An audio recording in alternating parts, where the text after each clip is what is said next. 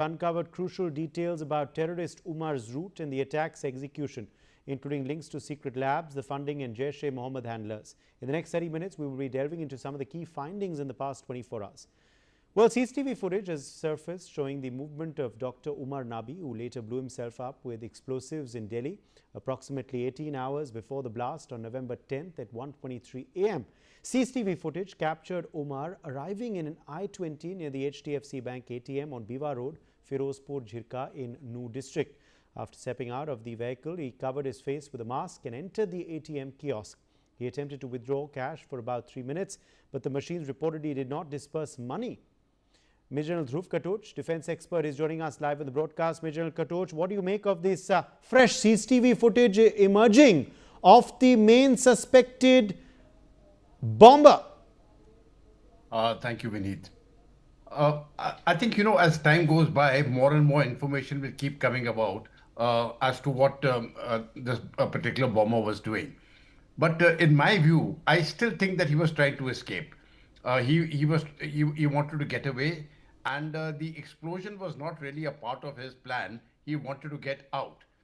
He also wanted to, because that explosive was perhaps lying in his house or somewhere, and he wanted to get rid of the evidence. That is why it was in the car, and he carried it with him. But I think the more important thing is who were the people who were backing this man. And while this, the medical college, the medical institution, that was where all the action took place, there was somebody behind it. And over that somebody would also have been somebody.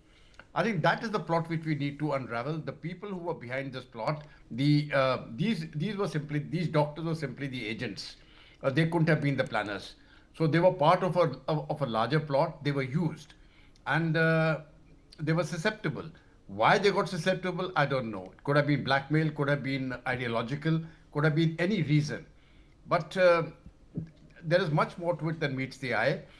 When you mention funding, I think that's a very important point, because ultimately the people who fund are the people who are the backers, or they will be closer to the backers than the others.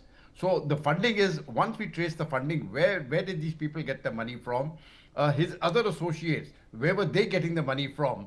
I think that trail will lead us exactly as to who were the perpetrators, and that will be a very, very important facet of the investigation. Right. Sanjay Sahai, former IPS officer, also with us. Sanjay Sahai was concealing his identity. This individual was covering his face when he stepped out to the ATMs, tried to get money. They did not disperse money, went off. This happened 18 hours before that explosion. What do we make of this?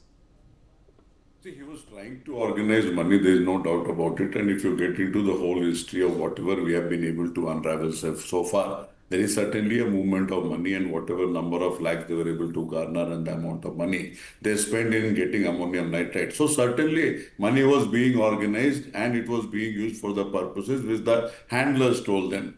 As my esteemed panelist was talking about, so what we have been able to get so far is only the operational details from the time this poster appeared in Nogam till the current day. We have not been able to lay our own hands, and might be the investigative agencies are aware of it or they have the leads, but it has not been put in the public domain. That is primarily as to who the handlers were.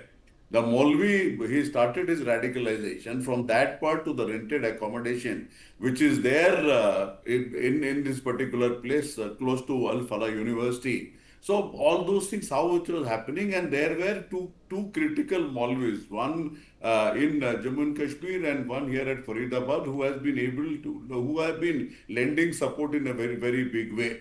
The whole, see, there are couple of things which are very, very important. One is the radicalization process. Whether, see, we have been talking about lone wolves, where somebody picks up something from the social media, he gets radicalized and he gets into and executes a terrorist activity. If these people didn't have handlers, then how did they come together and why this plot happened?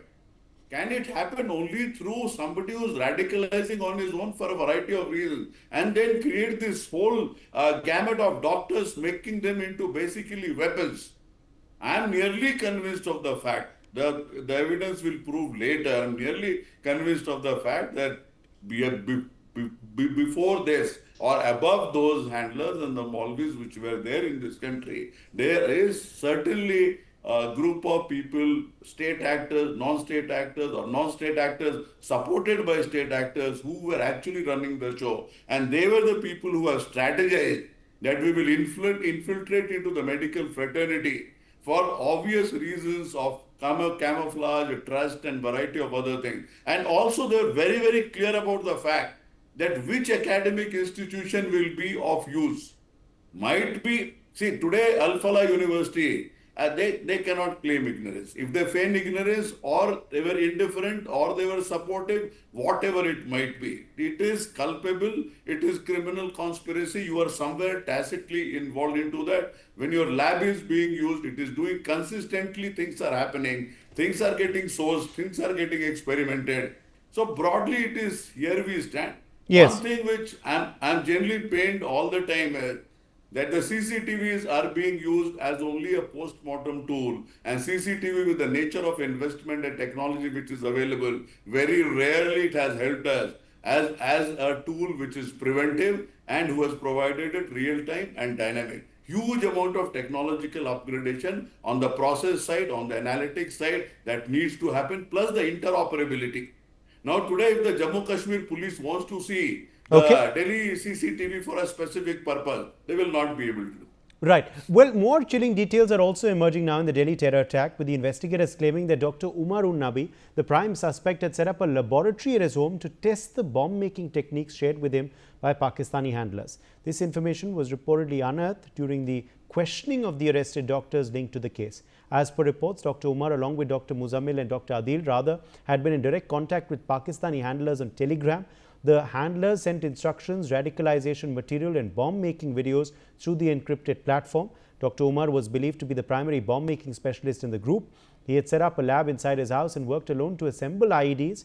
Investigators said he followed the steps shown in the videos, tested chemicals used as explosives, and examined trigger mechanisms to increase the impact of the device.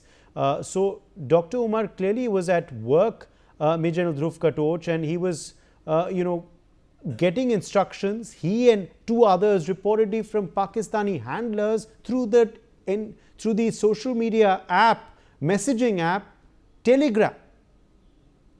Yeah, I can believe that this chap was in contact with the Pakistani handlers, but I would be a bit suspicious of stating that he was the only chap actually trying to manufacture that bomb. There would have been others. Who those others were, I presume, even if the investigating agencies know, I'm quite certain that at this point of time, they would not like to reveal that information or to give the game away.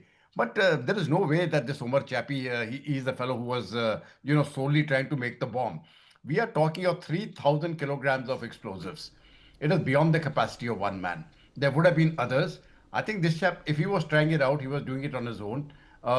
Apparently, he did a very bad job, because he had absolutely no idea as to what this sort of what ammonium nitrate and other chemicals which are involved can do. If he had known that, I don't think he would have been in a his car wouldn't have blasted. He would have been in a position to better carry out the storage of this particular explosive material. One, he would have been in a position to actually know how it is to be transported. Now, it is evident that he was not aware of either of these two issues, so his knowledge on that sphere, in my particular view, was weak.